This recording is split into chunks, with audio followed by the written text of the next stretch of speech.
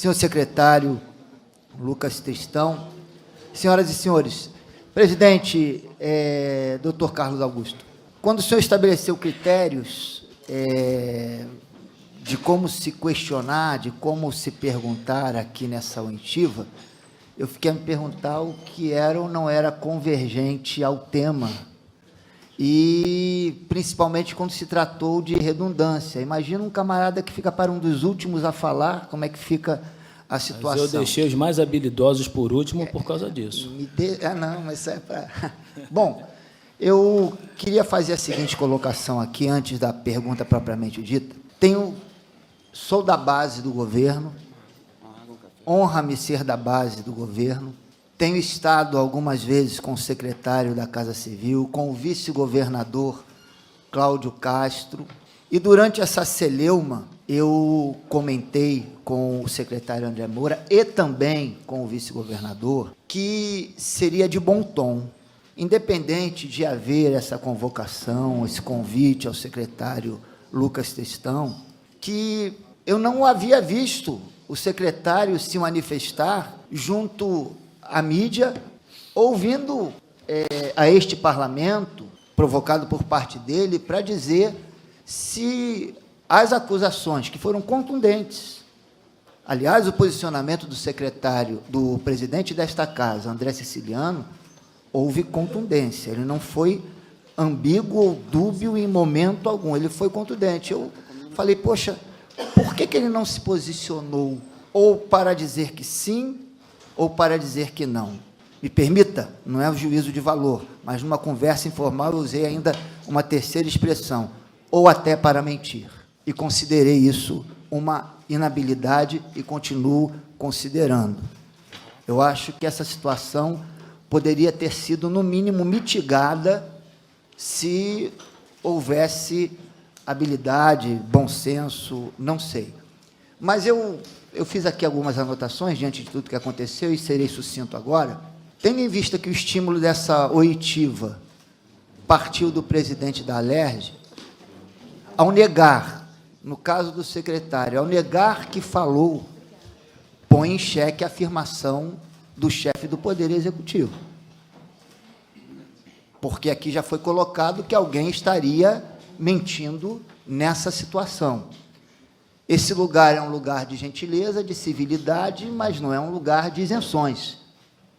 A gente tem que procurar esclarecer da melhor maneira possível, porque o ambiente no nosso país me preocupa muito, como eu acredito que preocupa a todos. Eu não acho que, para a gente construir alguma coisa, a gente precisa desconstruir o que está feito, e eu tenho uma preocupação muito grande se hoje tudo que vem acontecendo não venha causando a desconstrução do nosso país. Então, coloca em xeque a afirmação do chefe do Poder Legislativo, o deputado André Siciliano. Mas ele se posiciona de uma forma ambígua, e a minha palavra-chave aqui é ambiguidade.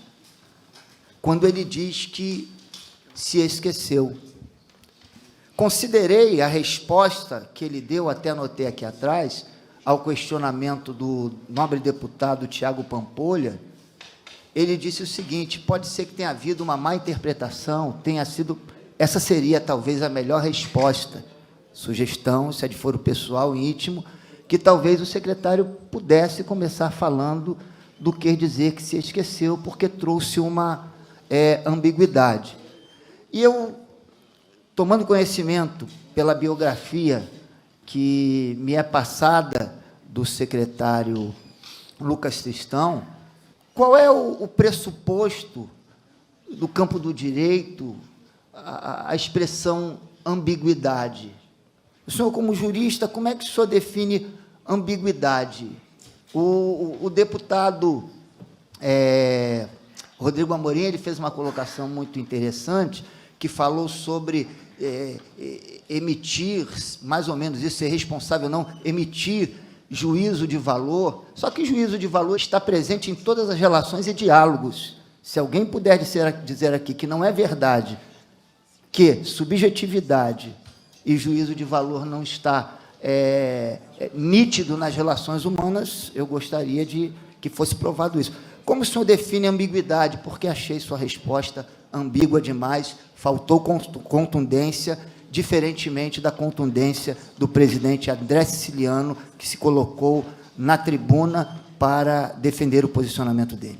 Principalmente no exercício da profissão de advogado, assim como no exercício da função de secretário de Estado, certamente que busco escolher os melhores vocabulários e de que eu tenho maior domínio para expressar minhas opiniões, para expressar minhas conclusões, para expressar as minhas razões, sob pena de ser mal interpretado. Porém, o vernáculo é muito amplo e possui diversos vocábulos que, por si só, demandam, têm em sua gênese, ou em sua morfologia, ou em sua conceituação, uma ambiguidade que é inata, né? Por exemplo, manga. Manga pode significar parte de uma camiseta ou uma fruta. Isso seria uma ambiguidade. Vocábulos que, dada a sua natureza, podem demandar uma ou mais interpretações.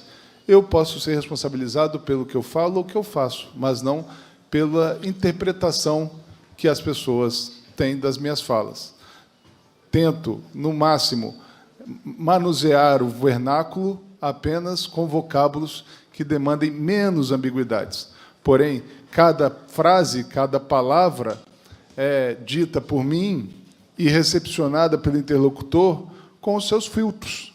Eu tenho os meus filtros a partir da minha formação, né? Minha formação também é evangélica cristã, como a sua, porém, certamente que existem vocábulos que, utilizados por nós, que somos cristãos, certamente serão interpretados de outra maneira por outros que não são, e assim sucessivamente. A minha formação é jurídica, a formação médica vai demandar, eventualmente, médicos falam conosco palavras que nós mesmos não entendemos da forma adequada, e, por isso, nós não podemos culpar os médicos. Nós devemos culpar a nós mesmos, que temos filtros diferentes e temos os próprios filtros. Então, para mim, a ambiguidade é isso. E se, de alguma maneira, eu repito, né, eu reafirmo, me reporto às minhas respostas anteriores, no que toca às conclusões. Muito obrigado, secretário. E, sem querer ser irônico de forma alguma, eu não faria um suco de manga de camisa. Obrigado.